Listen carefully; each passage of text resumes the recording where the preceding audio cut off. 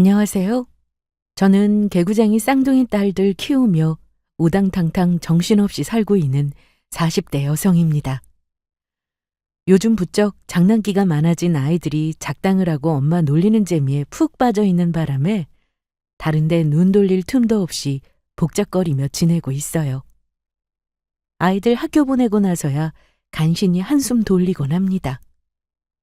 아이들이 있을 때는 워낙 소란스러워 그런지 썰물처럼 아이들이 빠져나간 자리를 보고 있자면 도리어 마음이 고요하게 가라앉는 기분이 들곤 하죠. 이럴 때 사람이 참 상념이 많아져요. 한동안은 그 시간이 참 어색하게 느껴졌는데 요즘 친구들로부터 이 채널을 소개받은 이후로 잔잔한 가운데 다양한 인생사 들으면서 심신의 위로를 받고 있습니다. 지금이야 많이 안정이 되긴 했지만 이렇게 몸도 마음도 일상으로 돌아오기까지 저도 제법 애를 먹었습니다. 결혼하신 분들이야 시댁과 크고 작게 마찰을 겪는 일이 일상 다반사겠습니다만 저는 제가 생각해도 그 정도가 심했어요. 뭐 그렇게 잘난 놈이라도 아들 가진 유세란 유세는 다 떠는 시어미 밑에서 살다 정말이지 사리가 나오는 줄 알았습니다. 너 지금 너 혼자서 잘 먹고 잘 살겠다는 거야? 내 집에 시집 왔으면 우리 식구지. 식구들 다 내팽개치고 네 입 하나 채우면 그만이다 이 말이야? 아이고, 동네 사람들 다 비웃을 소리를 하고 계시네요. 누가 어머니 식구예요? 어머님이 단 한 번이라도 저를 식구로 받아들여 준 적이 있으세요? 입에 침이나 바르고 거짓말하세요. 식구는 무슨... 딱 듣기에도 사이좋은 부부간이라 보기는 어렵겠죠? 맞아요. 결혼 생활 내내 시어머니와의 관계는 그야말로 최악이었습니다. 그렇다고 제가 노력을 해보지 않은 것도 아니에요. 저는 할 만큼 했다고 생각합니다. 그러나 어느 인간관계라 하더라도 한쪽만 노력해서 되는 관계가 있겠습니까? 저 혼자 노력을 하고 또 하고 그리 용을 써봐도 며느리 그저 만만하게만 보고 우습게 여겼던 시댁 식구들의 진정한 식구로 받아들여지는 일은 없었습니다. 애초에 시댁꼴이 저 모양이라는 걸 알았더라면 제가 미치지 않은 이상 저 집으로 시집을 갔겠습니까? 저 인간들도 처음에는 제법 멀쩡한 사람 행세를 했었죠. 특히 남편이라는 인간이 더더욱 그랬습니다. 남편을 처음 만난 건 대학 연합 동아리 활동에서였어요. 남편은 저를 처음 볼 때부터 관심을 표했으나 사실 저는 남편한테 별로 관심이 없었습니다. 그도 그럴 만한 게 외모로 보나 조건으로 보나 제 쪽이 월등히 나은 편이었습니다. 다른 남자들처럼 자기가 관심 주는데 왜 무시하냐며 적반하장으로 굴었더라면 진작 떨곤 했을 텐데 그래도 머리는 굴릴 줄 아는 사람이었어요. 제가 관심 없다는 티를 대놓고 내자 깔끔하게 떨어져 나가는 줄 알았습니다. 제 주변 인맥을 여기저기 기웃거리며 저에 관한 정보를 수집하고 다닌 줄은 결혼 전까지만 하더라도 꿈에도 몰랐어요. 치밀해도 참 못돼 처먹은 방향으로 치밀한 인간이었죠. 남편이라는 작자는. 당시 만나던 남자친구가 바람을 피워 다소 껄끄럽게 헤어지고 나서 만만치 않은 취업 준비까지 겹치게 되니 나름대로 당차다고 자부했던 저도 힘에 부치더라고요. 그때 남편이 다시금 제게 접근을 했습니다. 그렇게 조금씩 연락이 오가면서 저도 모르게 제 힘든 사정도 조금씩 털어놓게 되고 의지를 하게 되더라고요. 그렇게 연애를 시작한 남편은 저랑 만나면서 간이고 쓸개고 다 빼줄 것처럼 유난스럽게 굴었습니다. 저도 여자인지라 저 없으면 죽는 신용이라도 할 것 같은 남자 모습을 보면서 저도 모르게 어깨가 으쓱했습니다. 저렇게 나 좋아서 어쩔 줄 모르는 사람이라면 결혼해서 살아도 아내 속 안 썩이고 평생 저 배신할 일이 없을 사람일 거라고 생각했습니다. 결혼할 남자라고 남편을 집으로 데려갔을 때 부모님 반응이 썩 좋지는 않았습니다. 출신 학교로 보나 집안으로 보나 다니는 직장으로 보나 뭘 봐도 객관적으로 제가 아까웠으니 왜 안 그러셨겠어요. 다소 처지는 자식이라 할지라도 내 자식이 아깝다고 할 판에 보이는 모든 것이 마음에 차지하는 사윗감이었으니 저희 부모님 그러시는 게 이해가 가지 않는 게 아니었습니다. 사실 남편을 부모님께 인사시키면서도 부모님이 별로 좋아하지 않으실 거라는 예상은 했습니다. 지영아, 네가 우리 자식이라서가 아니라 지금부터 당장 선을 봐도 훨씬 괜찮은 남자들 네 앞에 줄을 설 텐데 꼭 그 사람이랑 결혼을 해야겠어? 그래. 아빠도 사실 그 사람 별로 마음에 들질 않아. 당장 헤어지지 못하겠으면 결혼이라도 좀 시간을 두고 생각해보는 건 어때? 엄마, 아빠, 내가 연애를 안 해본 것도 아니고 잘났다는 놈 만나보니 저 잘난 줄 너무 잘 알아서 바람이나 피고 다니더라. 이제 이래저래 기싸움하는 것도 피곤해. 저 사람은 내 말이라면 콩 심은데 팥난다고 해도 고지고대로 그러려니 할 사람이야. 겪어보니 그런 사람이 옆에 있으니 제일 마음이 편하더라. 나는 결혼해서도 내 인생이 평안했으면 좋겠어. 저 사람이랑 살면 그렇게 살 수 있을 것 같아. 저 사람 조건이 좀 처져서 엄마 아빠가 걱정하는 것도 이해하는데 그래도 사람만 봐줄 수는 없을까? 결혼하기 전까지는 제 부모님 환심 사겠다고 남편도 저희 친정의 지극정성이었습니다. 하기야 내세울 것 하나 없는 사람이 잘 보일 방법이 그것 말고 더 있겠어요?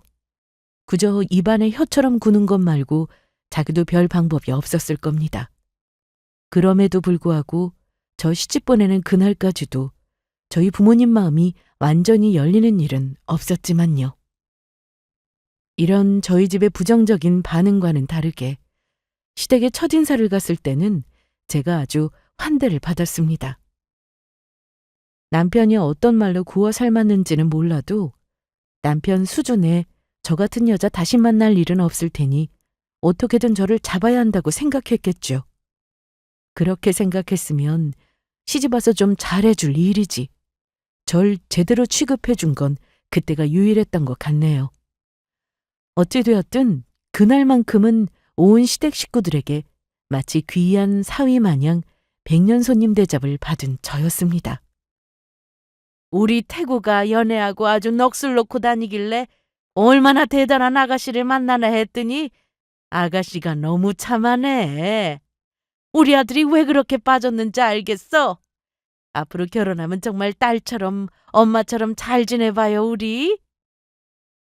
저희 집이랑은 너무 다른 환대받는 분위기에 정신이 하나도 없었습니다. 한편으로는 나는 시댁에 와서 이리 대접을 받는데 남편은 우리 집에서 늘 미적지근한 반응만 얻었다는 생각이 들자 남편에게 미안한 마음이 들었습니다. 저도 모르게 남편과 시댁 눈치를 보게 되더라고요. 저 사람도 이 집에서는 귀하디 귀한 자식일 텐데 그런 자식 예비처가에서 눈칫밥 먹는 걸 알게 되신다면 지금처럼 나를 반겨주실까 하는 생각을 하니 목구멍에 넘어가는 밥이 까실하게 느껴졌습니다. 예비 며느리 온다고 밥상은 얼마나 상다리 휘도록 휘황찬란하게 차려주셨는지 감사하다 못해 송구스러울 지경이었습니다. 그러는 와중에도 마지막까지 제 마음을 돌려보려고 하시는 친정 부모님이셨으나 결국 부모님께서 고집스런 딸 자식을 이기지 못하고 마지못해 져주셨습니다. 지영아, 엄마가 미안해. 우리 딸 좋은 일 앞두고 웃게만 해줘야 했는데 엄마 때문에 많이 속상했지? 앞으로는 강서방한테도 잘할게. 우리 딸 그만 화 풀어. 그래, 너 걱정한다는 이유로 정작 네 마음 헤아리지 못해서 아빠도 미안해. 언제 강서방 한번 집으로 데려와 봐. 친정 부모님이 무슨 심정으로 그런 말씀을 하셨을지도 모르고 마냥 철없는 딸 자식은 한 곱이 넘겼다 싶어 그저 기쁘기만 했습니다. 그게 불행으로 뛰어드는 일인 줄도 모르고 말입니다. 결혼식 날 저는 제가 세상에서 가장 행복한 신부라고 생각했습니다. 남편은 여전히 제 말이 세상의 진리라고 된양 굴었고 시댁에서는 귀한 손님 모시듯 저를 대했습니다. 아직 표정에서 아쉬움을 아주 걷어내지를 못하셨지만 친정 부모님 역시 남편에게 마음을 열어주시겠다는 약속까지 해주셨으니 앞으로 펼쳐질 제 결혼 생활에 걱정거리라고는 티끌만큼도 없을 줄 알았습니다. 그 믿음이 깨지는데 든 시간은 채 일주일도 되지 않았습니다. 신혼여행 다녀오고 저희 집에 잠깐 들렀다가 곧장 시댁으로 인사를 갔습니다. 시댁 문턱을 들어서는 순간부터 왠지 모르게 집안 분위기가 예전과는 다르게 냉랭하게 느껴졌지만 괜한 생각이라 고개를 휘저으며 시부모님께 인사부터 제대로 드렸습니다. 그랬더니 대뜸 시어머니 입에서 튀어나오는 말이 바로 이거였어요. 그래도 이제 시집 와서 이 집 식구가 됐으면 당연히 여기부터 들리는 게 순서 아니니? 벌써부터 친정 먼저 챙기는 거 보기 좀 그렇구나. 저를 딸처럼 생각하시겠다며 간드러지던 시어머니 목소리는 언제 그랬냐는 듯이 싸늘하고 고압적이기 짝이 없었습니다. 생각지도 못한 말에 이게 무슨 말인가 싶어 제가 대꾸할 말조차 곧장 찾지 못하고 어버버하고 있자 옆에 앉아있던 남편이라는 놈이 대뜸 이러는 겁니다. 아유, 엄마도 참 이제 가 시집 왔으니 뭘 몰라서 그러는 거지. 뭐 이제 지영이도 우리 집 식구인데 앞으로는 달라지겠지. 그렇지, 지영아?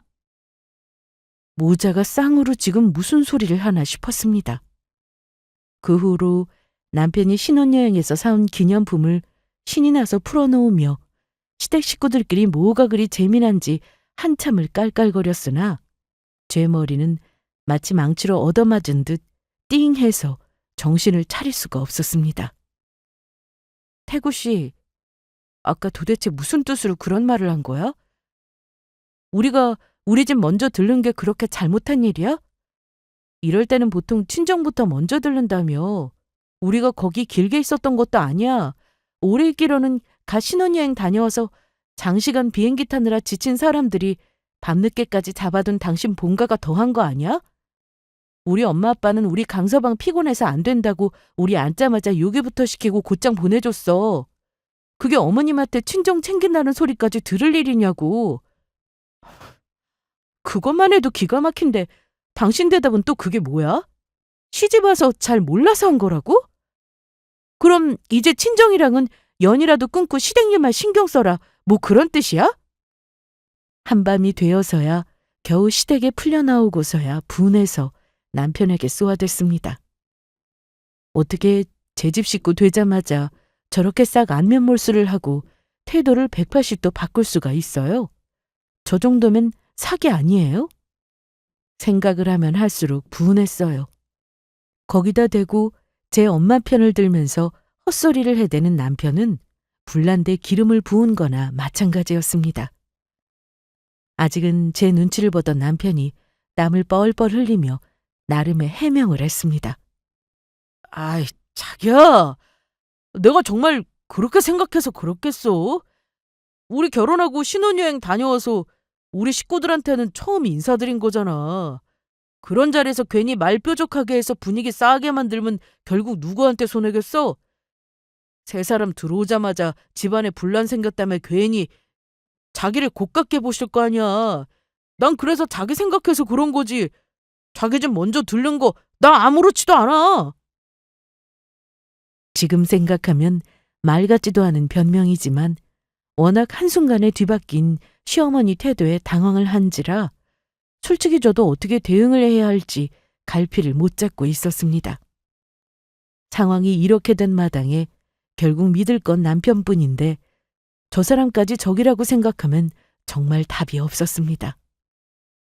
그렇게 그 말도 안 되는 상황을 어영부영 넘기고 말았어요.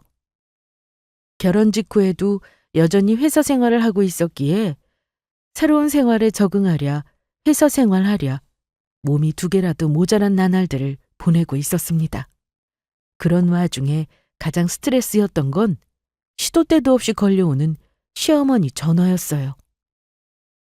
어머님, 제가 업무 시간 중에는 전화 받기 어렵다고 말씀드렸잖아요. 혹시 다른 급하신 일이라도 있으신 거예요? 얘가 아주 세상 일은 혼자 다 하는 것처럼 유세를 떨어? 너 지금 네 남편보다 좋은 직장 다닌다고 시위하니? 여자가 시집을 왔으면 가정생활에 충실한 게 첫 번째지. 너 벌써부터 이렇게 어른 말을 우습게 여기면 내가 너를 믿고 우리 집을 맡길 수 있겠어?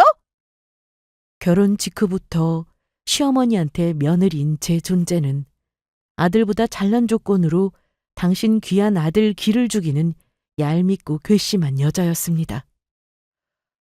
대체 저를 이렇게까지 미워하고 고깝게 볼 거면 애초에 왜 자기 아들하고 결혼하도록 내버려 둔 건지 이해가 안 갈 지경이었어요. 어디 그뿐인가요? 결혼 전에 저를 공주 떠받들듯 하면서 제 환심을 사려고 갖은 애를 쓴 건 오히려 시어머니 쪽이었습니다. 제 입장에서는 뒤통수를 맞아도 이보다 더 거하게 맞을 수가 없는 일이었습니다. 집도 좀 산다 하고 우리 태구가 그렇게 너랑 결혼 못하면 죽는다고 난리를 쳐서 허락했더니 정작 처가덕이라고는 하나도 본 것 없고, 그러면 너라도 죄송한 줄 알고 더더욱 우리 태구랑 우리 집안의 정성을 보여야 할 것 아니야? 말을 들으면 들을수록 기가 찼습니다. 그러니까 애초에 저희 집에서 딸 시집 보내면서 뭔가 콩고물이라도 좀 떨어질까 싶었는데 그러질 않으니 본인 심기를 거슬렀다. 그거 아닙니까? 그러는 시댁이라고 저희 결혼하면서 크게 보태준 것도 없었어요. 집은 애초에 반반해서 마련하기로 했으나 제가 모아둔 것이 더 많았으니 사실 반반도 아니었습니다. 저희 친정에서 신혼집 마련해주지 못할 형편은 아니었으나 가뜩이나 남편을 탐탁지 않게 생각하시는 저희 친정 부모님한테 신혼집 해달라는 얘기까지 꺼내고 싶지는 않았습니다. 딸 그 집안에 보내는 것만으로도 속이 쓰리실 텐데 신혼집 마련할 능력까지 없다는 걸 아시면 부모님 억장이 얼마나 무너지셨겠습니까?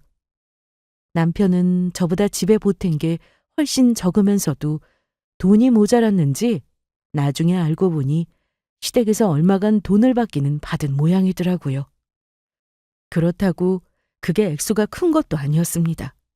그리고 애초에 집에 돈은 제가 더 썼는데 그걸로 저한테 생색을 내는 건 좀 아니지 않나요?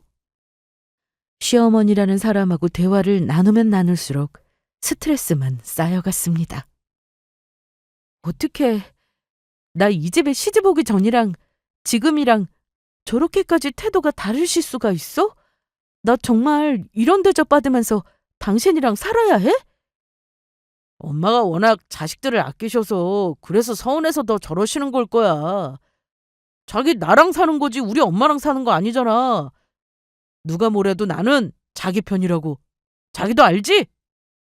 아직 완전히 안심할 단계까지는 아니라고 생각했는지 시어머니보다는 남편이 더 얕게 굴었습니다. 이미 하는 행동에는 변화가 있었으나 그래도 입으로는 항상 제 편이라는 소리를 입에 침도 안 바라고 내뱉은 남편이었습니다. 사실 제가 믿을 게 그거 말고 또 뭐가 있었겠어요? 복장이 터지는 와중에도 그래, 저 사람이 내 편인 게 가장 중요하지 하고 애써 마음을 달랬습니다. 결혼식까지 끝나 같이 사는 마당에 이제 와서 결혼을 물릴 수 있는 것도 아니고 저도 모르게 자꾸만 합리화를 하게 되더라고요. 시어머니가 저를 못마땅해 하는 건 당신 아들보다 제가 잘났다는 것만이 전부는 아니었습니다. 제가 친정에 뭐 하나라도 해줄까 싶어서 아주 눈에 불을 켜고 달려들더라고요. 특히나 명절에 양가에 똑같이 선물을 해드려도 저희 집엔 더 좋은 거 해줬을까 싶어서 눈을 세모로 뜨시는 시어머니였습니다. 너 태고보다 벌이 좀 더 된다고. 친정이 더 신경 쓰고 그러는 거 그거 정말 잘못된 거다. 넌 엄연히 유부녀고 출가 외인이야. 그 집안에서도 그걸 인정했으니 딸 자식 우리 집에 시집 보낸 거 아니겠니? 아무쪼록 자중하고 가족끼리 서로 감정 상할 일이 없도록 네가 더 마음을 써야 해. 그래야 가정이 평화로운 거다. 저희 엄마 아빠가 저 시집을 보낸 거지 자식을 내다 버린 건가요? 이 집에 시집 왔다고 마치 저희 부모님과 제 부모 자식 간의 인연이 끊기기라도 한 것처럼 말하는 시어머니한테 기가 막혔습니다. 본인 딸 시집 보내고도 저런 말 같지도 않은 소리를 할까 생각해보니 바로 답이 나왔어요. 시어머니 얼굴은 물론 성격까지 쏙 빼닮아 얄밉기 짝이 없던 시누이는 시어머니와 아주 쿵짝이 잘 맞았습니다. 그야말로 환장의 짝꿍이 따로 없었죠. 너만 만날 그렇게 좋은 거 혼자 쓰지 말고 우리 태희 신경도 좀 쓰거라. 비슷한 나이 시누이 있으면 말을 안 해도 마음이 쓰이는 게 당연한 일일 텐데 어떻게 이렇게 무심해? 아이, 엄마 또 괜히 그런다. 언니 신경 쓸 거 하나도 없어요. 나 그런 거 바라고 그런 사람 아니야. 제가 쓰는 명품 화장품에 눈독 들이면서 꼬치꼬치 캐물은 지 얼마나 됐다고.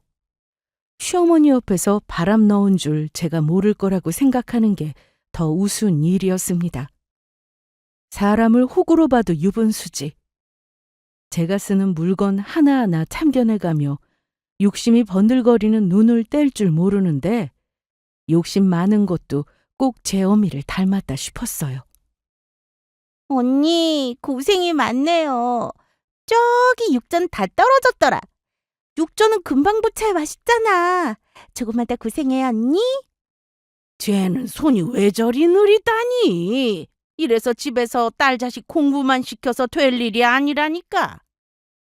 그러는 제 딸년 손에 물 한 방울 안 묻히고 육전만 처먹고 있는 꼴 그대로 두고 저만 죽어라고 부려먹는 시어머니였습니다. 그때 제 뱃속에 우리 딸 쌍둥이가 벌써 5개월이 다 되어가고 있었어요. 아이가 둘이라 그런지 아직 5개월을 채우지 않았는데도 배가 제법 많이 나와 있었습니다. 점점 호흡도 가빠져 오고 있었는데 몇 시간을 불 앞에 서 있자니 정말 죽을 맛이었어요. 임신한 마누라가 이 고생을 하고 있는데도 거실에서 좋다고 술이나 처먹고 있는 남편 놈을 뒤집개로 쥐어 패고 싶었습니다. 당신 식구들이 임신한 마누라 그렇게 잡돌이를 하는데 술이 넘어가? 나 같으면 애들 잘못될까 걱정돼서라도 그러고 있지를 못하겠다. 내가 지금 남의 자식 가졌어? 당신은 아빠 아니야? 결혼 전만 하더라도 나한테 뭐든 다 해줄 것 같이 굴더니 이제 결혼했으니 볼장 다 봤다는 거야 뭐야? 내가 그동안 당신 식구들한테 좀 잘했어? 우리 집에 뭐라도 더 해줄까 싶어 쌍심 지켜는 당신 어머니 때문에 우리 엄마한테는 좋은 거 하나 제대로 못 해드리면서 어머님한테는 달마다 선물이다 뭐다 하며 좀 갖다 바쳤어? 아가씨한테는 또 어떻게 했는데? 내 물건 하나 편히 못 사고 뭐 하나 살 때마다 아가씨 것까지 사다 바치며 눈치란 눈치를 다 보게 만들고 내가 무슨 당신 식구들한테 빚이라도 졌어? 그거 뻔히 알면서 남일이라는 듯이 구는 당신은 또 어떻고? 결국 폭발해서 그동안의 불만을 쏟아내는 저를 보는 남편의 눈빛이 점점 짜증스러워졌습니다. 아 그럼 나보고 뭘 어떡하라고. 견물생심이라고. 사람이 좋은 거 보면 욕심 좀 날 수도 있지. 그거 싫으면 당신이 처신을 좀 잘했으면 중간에 나까지 껴서 이렇게 피곤할 일 겪지 않아도 되잖아. 아 태희도 그래.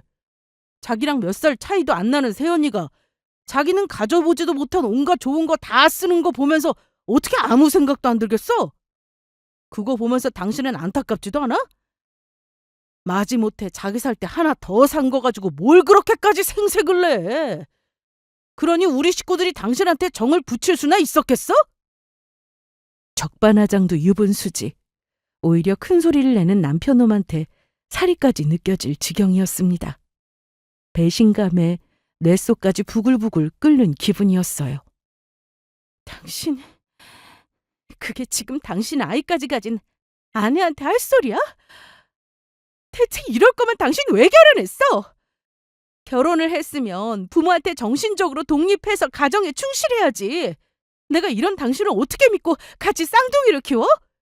당신이 먼저 우리 식구들 가족으로 여기고 잘했으면 내가 이러겠어? 당신 잘난 거 알아서 은근히 우리 집 식구들 무시하고 우습게 여긴 거 내가 모를 줄 알아? 아, 당신보다 한참 처지는 모자란 남편하고 같이 사니 시댁 식구쯤은 우스워? 당신 부모님들도 나들 못마땅하게 생각하는 거 내가 다 참아줬으면 당신도 그 정도는 감수해야지. 화가 나다 못해 머리가 어질어질할 지경이었습니다. 결혼 허락 받겠다고 제 부모님 앞에서 굽신대던 남편은 결혼 이후로는 처가의 발길을 딱 끊어버렸습니다. 부모님 생신, 명절 연락도 제대로 안 드려서 제가 대신 식은땀을 흘리며 변명을 한 것도 한두 번이 아니었어요. 결혼 허락을 받아냈으니 볼 일은 다 봤다는 듯이 마치 저희 친정 부모님을 없는 사람 취급하던 게 바로 저 남편이라는 놈이었습니다. 그럼에도 저는 제 할 바 하겠다고 시댁의 화수분 마냥 퍼다바치고 있었던 거죠.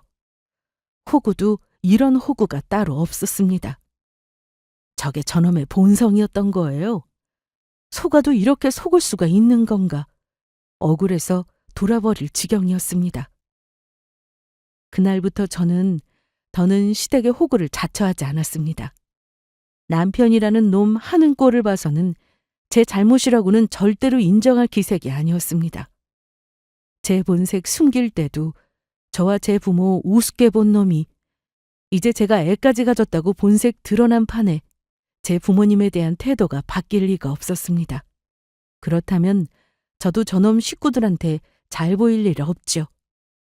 사실 안 보고 살면 딱 좋을 인간들이었습니다. 뻔질나게 걸어오는 시어머니 전화를 받지 않으니 그 성질머리에 부하가 치민 모양이었습니다. 제 회사 앞까지 와서 제 이름 대며 들어오겠다고 난리를 피운 게 사무실에까지 전해졌어요. 경우가 없어도 어찌 이리 경우가 없나 싶어 열이 확 뻗쳤습니다. 지금 뭐 하시는 거예요? 저희 엄마가 태구 씨 직장 가서 이추태를 부려도 가만 계시겠어요? 도대체 저한테 왜 이러세요? 사위랑 며느리랑 같아? 너 이게 무슨 버르장머리야? 감히 어른 연락도 못 본 척 너희 집에서 이렇게 배웠니? 이제 그 집 식구라면서 또 우리 부모님은 왜 끌어다 욕하시는데요? 어머니 정말 적당히 좀 하세요. 저도 정말이지. 참을 만큼 참았던 터라 처음으로 시어머니 앞에서 큰 소리를 낸 거였습니다. 저 사람이 뭐라고 내가 그렇게나 눈치를 봤나 싶어 허탈할 지경이었습니다. 당신 아들한테 또 무슨 말을 한 건지 퇴근하고 돌아가니 남편이 도끼 눈을 뜨고 저를 기다리고 있었습니다. 당신 엄마한테 그게 무슨 짓이야? 당장 가서 사과드려. 내가 미쳤다고 사과를 해? 네 엄마 무슨 짓 했는지는 못 들었니? 너 아주 이혼당하고 싶어서 작정했어? 너 계속 이따위로 굴면 뱃속에 애고 뭐고 너랑은 계속 못 사니까 그런 줄이나 알아. 그러고는 문을 쾅 닫고 들어와 버렸습니다. 홧김에 그냥 한 소리가 아니었어요. 계속 저렇게 구는 것 같으면 저런 인간을 어찌 믿고 같이 애를 키운단 말입니까? 제가 생각보다 강경하게 나오자 남편도 그제야 아차 싶었던지 방문 앞에서 빌빌대기 시작했습니다. 여보, 아까는 내가 너무 흥분을 해서 자기 화 가라앉혀. 우리 딸내미들 놀라겠다. 엄마한테는 내가 잘 말씀드릴 테니까 너무 걱정하지 말고, 어? 그때라도 그만 그놈하고는 갈라서야 했는데 당장 이혼 도장 찍고 싶은 마음 만만이면서도 뱃속 아이들을 생각하니 차마 이혼을 결심하기가 쉽지가 않았어요. 서러움에 눈물을 또르륵 흘리면서 생각한 건 따스한 엄마의 품이었습니다. 하지만 아이까지 품은 딸이 남편과 시댁에서 이런 대접을 받고 있는 줄 알면 무너져 버릴 엄마를 생각하니 차마 친정으로 달려갈 수조차 없었습니다.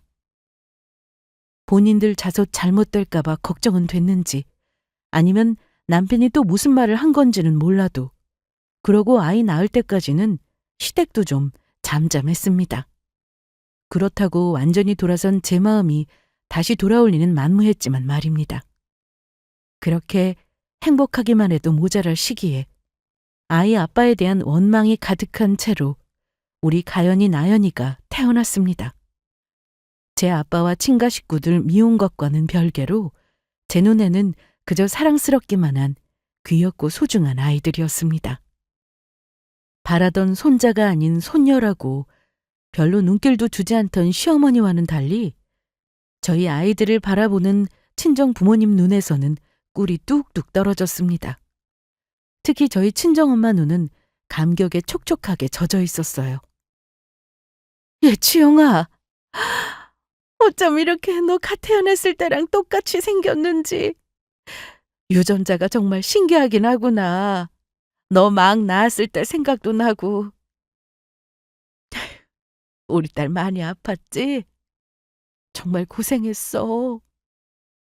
제 자식 봤다고 입이 귀에 걸린 남편한테도 못 들은 말을 해주시는 엄마 때문에 눈물이 핑 돌았습니다. 지금 제가 속으로 무슨 생각을 하고 있는지 아시면 엄마의 기쁨의 눈물이 피눈물로 바뀔 것 같아 마음이 찢기는 듯 했어요. 아이가 하나도 아니고 둘이나 되었기에 육아휴직은 불가피했습니다. 그럼에도 아직 미처 추스르지 못한 몸으로 신생아를 둘이나 보는 일은 벅찬 일이었어요. 혼자서 애 둘 본다고 아등바등하는 딸 자식을 위해 매일같이 친정엄마가 아이들 같이 봐주러 와주셨습니다. 엄마 허리도 안 좋으면서 오지 말라니까. 아휴, 엄마 아무렇지도 않아. 그래도 너 혼자보다야 둘이 있는 게 낫지 않겠어? 낫다 뿐이겠어요. 저한테는 친정엄마는 구세주나 다름없었습니다. 남편이야 일한다는 핑계로 늘 늦게 들어와서 잠깐 애들 얼굴 보고 좋아하는 것 말고는 거의 육아에 참여를 안 한다고 봐야 했어요.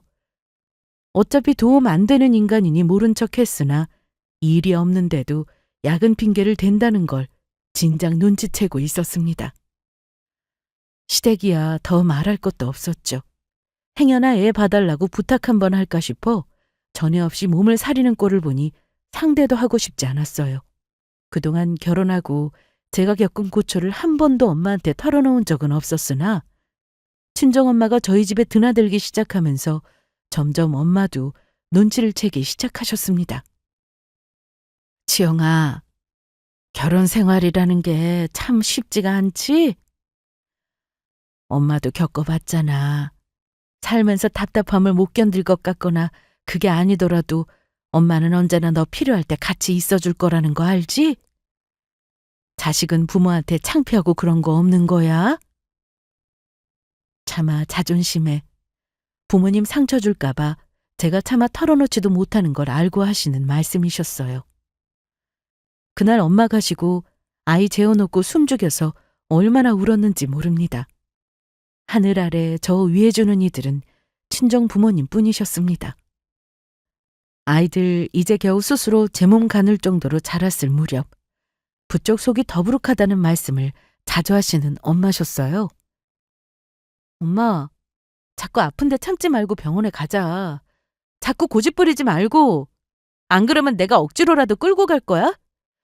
당장 내일이라도 나랑 같이 가. 아유, 애들 때문에 집 밖으로 얼씬도 못하면서 무슨. 알았어. 엄마 내일 병원 꼭 갈 테니까 애기들 보고 있어. 저 어릴 때도 만성 위염을 달고 사셨기에 또 위험이 도졌나 싶었어요. 아무래도 딸 자식 평온하게 살지 못하는 걸 보니 더 스트레스를 받으신 건 아닌가 마음이 쓰였습니다. 그러나 뜻밖에도 엄마의 병명은 위염이 아니었어요. 지영아, 어떡하냐? 너희 엄마 암이란다. 결과 나오는 날 동행한 아버지가 울먹이는 목소리로 제게 전화를 하셨습니다. 엄마가 암이라니 생각지도 못한 결과에 휴대폰을 쥔 손이 벌벌 떨렸습니다. 그 길로 아이 둘을 이고지고 친정으로 내달렸습니다. 아이고, 아우 얘가 이게 무슨 일이야? 애들 바람 들어. 엄마 아프다고 이러고 뛰어온 거야? 아유, 엄마 괜찮아, 지영아. 괜찮긴 뭐가 괜찮아. 엄마, 엄마! 엄마를 위로를 해드려도 모자랄 판에 엄마의 암 발병 소식에 그간 참았던 서름까지 한꺼번에 터져버리고 말았습니다. 그 가족 같지도 않은 인간들한테 시달리는 동안 내 엄마 얼굴이나 한 번 더 볼 것을, 미리 병원 한 번 모시고 갈 것을, 후회가 끝도 없는 눈물로 쏟아져 내렸습니다. 그날로 저는 거의 친정으로 출근을 하다시피 했습니다. 아침마다 애들을 이고지고 뒤도 안 돌아보고 친정으로 향하는 제게 남편이 뾰족하게 굴었습니다. 가정 있는 여자가 친정 나들이도 하루 이틀이지 집에 붙어 있을 일이지 어딜 자꾸 싸돌아다녀? 나들이 같은 소리하고 자빠졌네. 당신 장모님 위암이란다. 한 집에서 제 자식 봐드리면서 우리 엄마가 아픈 줄도 몰랐지? 너 같은 놈도 사위라고. 어차피 애들 보는데 보탬이라고는 안 되면서 내가 어디서 애를 보든 무슨 상관이야? 나 건드리지 마. 안 그래도 터지기 일보 직전이니까. 그렇게 소리를 버럭 지르고 나와버렸어요. 내 부모가 중하지, 나를 가족으로 취급하지도 않는 남편놈이나 시가인간들이 뭐라고 하든 이제 알 바 아니다 싶었습니다.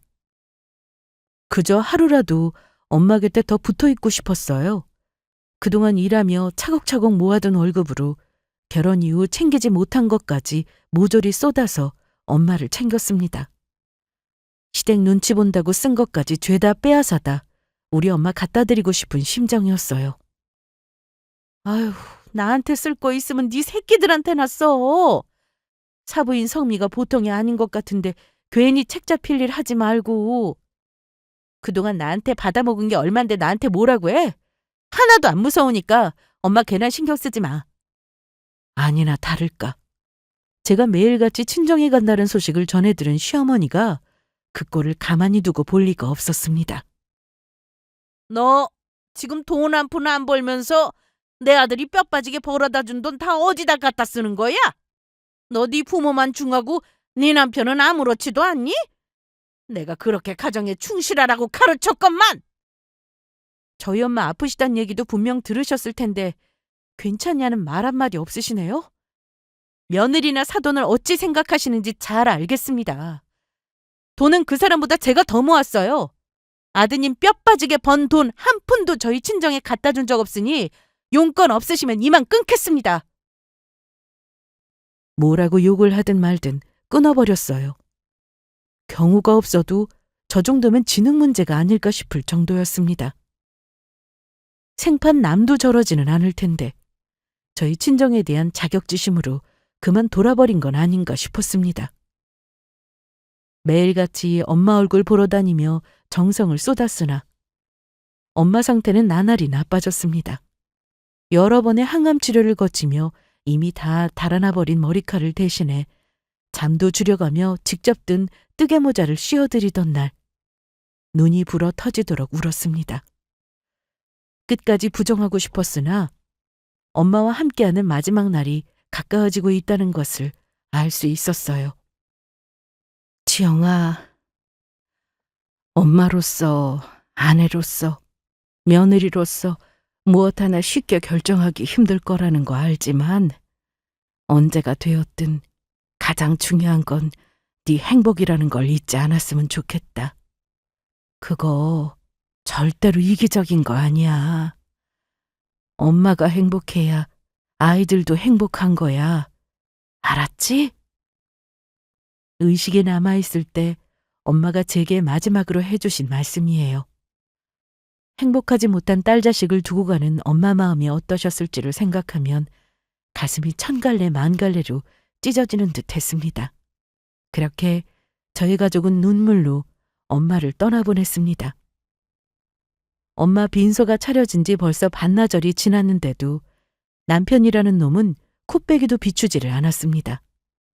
남편도 안 나타난 마당에 시댁 식구들이 나타날 리가 만무했죠. 아무리 그간 사이가 냉랭했다 하더라도 같이 자식 낳고 사는 사이였습니다.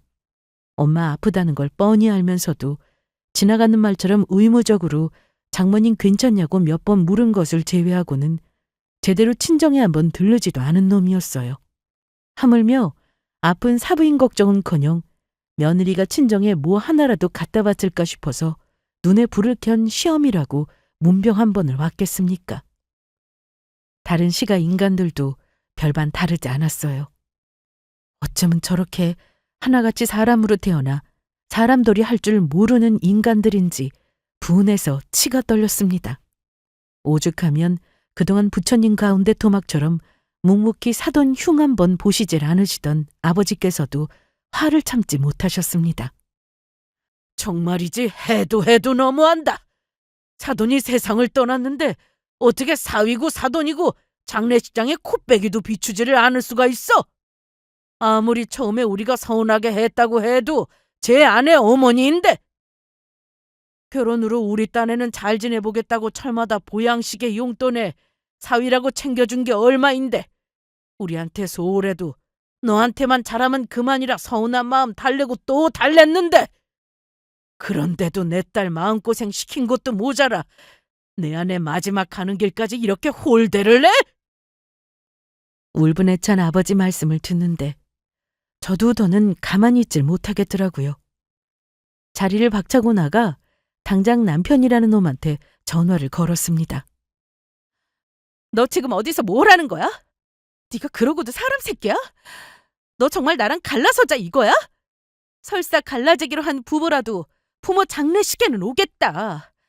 니는 뭐가 그리 잘나서 일이 비싸게 굴어? 어? 아이 참, 나라고 돌이 몰라서 그래. 태희 결혼 얼마 남지도 않았는데 부정타게 무슨 장례식을 가냐고. 엄마가 저리 성하신데 그럼 어떡해? 너 지금 그걸 말이라고 해? 너 진짜 등신이야? 제가 할 수 있는 욕이란 욕은 죄다 놈한테 퍼부었습니다. 그러고도 분이 풀리지 않아 손이 벌벌 떨렸어요. 그렇게 장례식 첫날이 거의 저물어가고 있었습니다. 시어머니에게 한 통의 전화를 받았을 때는 조문객들이 거의 빠져나간 다음이었어요. 너 내 아들한테 그런 막말을 해? 니까지 게 감히 뭔데 내 아들을 함부로 대? 그럼 우리 딸 결혼 얼마나 남았다고 결혼식장에서 부정 탈 일 있어? 네 엄마인데 그렇게 좋으면 너나 혼자 지킬 일이지. 지금 그걸 말이라고 해요? 당장이라도 저 시험이라는 여자 사지를 찍고 싶었습니다. 사람이면 이럴 수는 없는 거예요. 그렇지 않습니까? 저도 모르게 머리끝까지 분노가 차올라 복수심으로 기운이 뻗쳐올랐습니다. 오냐, 엄마 장례식만 끝나고 보자. 저 빌어먹을 놈의 집구석과는 영영 인연을 끊으리라 다짐하며 이를 바득바득 갈았습니다. 그러니 이튿날 날이 밝자마자 우르르 몰려온 그 인간들을 보고 저나 저희 아버지가 얼마나 황당했겠습니까? 아가씨 결혼에 부정 탄다며 할 말 못할 말 못 가리더니 여기는 뭐하러 오셨어요? 애도 참. 그럼 사부인 가시는 걸 모르는 척해? 그건 사람돌이 아니지. 그럼요 언니. 결혼식이 중요한 거요. 사돈어른 장례식이 더 중요하죠. 뭐 좀 도울 거 없어요? 제 옳게 부엌대기 부리듯 할 때도 살살 약올려 가며 처먹을 줄이나 알던 인간이 웬일로 이를 찾아 움직였습니다. 그 뒤로 남편놈이 쭈뼛대며 다가왔어요. 여보, 많이 서운했지? 내가 미안해. 지금이라도 뭐든 할 테니까 시켜만 줘. 상복부터 입을까? 어딜 감히 가족 행세를 하려 듭니까? 상복이라니 어림도 없는 소리였습니다. 저기 가서 조문객분들한테 육개장이나 날라. 우리 엄마 마지막 지켜주겠다고 와주신 귀한 손님들이니까 깍듯하게. 알았어? 저 인간들이 절대로 속셈 없이 여기까지 행차했을 리가 없었습니다. 저 시커먼 속내에 또 어떤 더러운 계산이 있을 줄 알고 저것들 하는 짓을 굳이 곧대로 믿겠어요? 그러기엔 제가 당한 게 너무 많았습니다. 엄마 힘들어 죽겠어. 무슨 인간들이 이렇게 끝도 없이 와? 쉿! 조심해, 이거 사. 네 새언니 앞으로 돌아올 유산이 한두 푼이 아니라는데 이럴 때 바짝 땡겨야 할 거 아니야? 그러면 그렇죠. 매 눈으로 저것들 하는 양을 안 보는 척 지켜보던 제게 그 속내를 훤히 들키고 말았습니다. 어디서 들었는지는 몰라도 엄마가 제 앞으로 남겨준 유산이 상당하다는 걸 듣고 아차 싶었던 겁니다. 솔직히 놀랍지도 않았어요. 그거 아니면 저것들이 왜 여기까지 와서 부엌댁에 취급을 받고 있겠습니까? 진작 저희 친정 식구들은 물론 장례식장 직원들까지 싹 빼고 장례식 내내 시가 인간들을 하인처럼 부려먹고 있었습니다. 저러다 누구 하나 허리라도 나갔으면 하고 속으로 저주를 퍼부었어요. 장례식 끝나고 시가 인간들도 꼴이 말이 아니었어요. 쥐들 딴에는 제 환심 사보겠다고 뼈가 빠지게 움직였나 본데 고작 그 정도로 제 울분이 풀릴 리 만무했습니다. 비굴한 웃음을 짓는 그것들에게 고개를 빳빳이 들고 말했어요. 애쓰셨어요. 조만간 한번 찾아가죠. 아랫사람 부리듯 하는 제 태도에 쉬어미 미간이 잠시 찌푸려졌으나 금세 표정을 피고 살살 미소를 지었습니다. 마치 저 시집 오기 전 저를 꼬여낼 때처럼 말이죠. 며칠 지나지 않아 꼴도 보기 싫은 시댁으로 행차를 했습니다. 그동안 친정에 머물러 있어서 남편도 시댁에 가 있었어요. 뭐라도 좀 떨어질까 싶어 거지같이 침을 흘리는 꼴을 보니 제 선택이 옳았다 싶어 행동이 거침없이 나갔습니다. 저는 보란듯이 땅바닥에 준비한 두꺼운 서류봉투를 철썩 집어던졌습니다. 이혼 서류야. 니놈하고는 더 떨어질 정도 없으니 잔말 말고 도장 찍어. 니들 같은 천박한 인간들이랑은 단 한순간도 더 얼굴 맞대고 있기 싫으니. 그게 무슨 소리야? 이혼이라니. 그럼 내 엄마 장례식도 안 오려고 한 놈을 내가 걷어줄 줄 알았어? 이 금수마트 못한 새끼야? 네 어미 장례식에서 우리가 얼마나 고생했는데 그게 무슨 소리야? 하, 웃기지도 않는 소리 집어치워! 내 엄마 유산 노리고 뒤늦게 콩고물이라도 받아먹으려고 빌빌 귀여운 거 누가 모를 줄 알아? 이 천박한 여자야? 뭐야? 이제 유산 좀 받으니 눈에 뵈는 게 없어? 우리 집 자손까지 낳아놓고 어떻게 가족한테 이럴 수가 있어? 가족? 당신들이 왜 내 가족이야? 니들이 정말 나를 가족으로 생각했으면 엄마 일은 나한테 어떻게 이따위 짓을 해? 감히 장모 사돈 장례식에 부정 탄다는 개만도 못한 소리를 어떻게 내뱉을 수가 있어? 니들은 사람 새끼 아니야. 사람도 아닌 것들 걷어줄 생각 추워도 없어. 여보, 이러지 마. 우리 애들 봐서라도 제발. 넌 애들 생각해서 나랑 우리 엄마한테 그따위로 굴었어? 장모 아플 때 한 번을 안 찾아온 놈이 우리 엄마 유산에 눈 돌아서 거지처럼 빌빌대는 꼬라지하고는 네 빈대 같은 식구들하고나 지질이 궁상 떨며 살아봐. 니까짓 것들 내 가족 아니니까. 여보! 여보! 아마 제가 친정 엄마로부터 유산 한 푼 받은 게 없었더라면 저 집구석 벗어나려고 이혼하겠다고 한들 저리 잡기나 했을지 의심스러운 인간들이었습니다. 그런 가치 없는 인간들에게 더는 제 인생을, 우리 귀한 아이들 인생을 저당 잡힐 수는 없었습니다. 무려 쌍둥이를 임신한 며느리 직장까지 찾아와 그 난동을 부린 걸 입증해줄 직장 동료들은 너무나 많았습니다. 이혼 사유가 차고 넘쳤다는 말이죠. 며느리 근무 시간에 전화로 업무 방해를 한 건 물론 지속적인 폭언에 대한 증거가 제 휴대전화에 고스란히 남아 있었습니다. 가정에 소홀하고 이 모든 정서적 폭력을 용인한 남편은 덤이었죠. 제 경제력이 남편 놈에 비해 훨씬 뛰어났으니 아이들에 대한 모든 책임과 권리 역시 제게 넘어왔습니다. 이혼은 어려울 것도 없었죠. 이건 저도 몰랐던 건데 제 딸년 시집 잘 보내겠다고 혼수 준비하면서 뒤로 저희 아버지 돈까지 빌렸더라고요. 그 사돈어른 딸을 그렇게 홀대해놓고 뻔뻔하게도 그렇게 뻔뻔할 수가 없었습니다. 당장에 저희 아버지께서 이자까지 쳐서 당장 갚지 않으면 소송 들어간다고 해서 그 집구석에 다시 한번 뒤집어졌습니다. 자기 시집 못 가면 어떡하냐고 시누이가 울며불며 난리를 쳤다는데 뭐 제 알바인가요? 이혼하면서 저한테 집도 절도 다 뺏긴 전 남편 놈은 본가로 기어들어갔다고 하는데 그 집안에 이혼에 대한 책임이 없는 인간이 없으니 만날 저들끼리 치고받고 난리도 아니라는 소리는 그 앞집 아주머니께 우연히 전해 듣게 되었어요. 하도 밉살스러운 짓을 하고 다녀 그런지 곳곳에 적들이 산재한 전 시험이었습니다. 그렇게 모든 일이 정리된 지도 이제 제법 시간이 흘렀네요. 저는 그러고 친정 근처로 이사를 했어요. 저도 저지만 엄마 먼저 보내시고 많이 쓸쓸해하는 아버지께서 저희 딸아이들 보면서 마음의 위로를 많이 받으셨습니다. 저 역시 아버지께서 가까이 계시니 심적으로 의지를 많이 하고 있어요.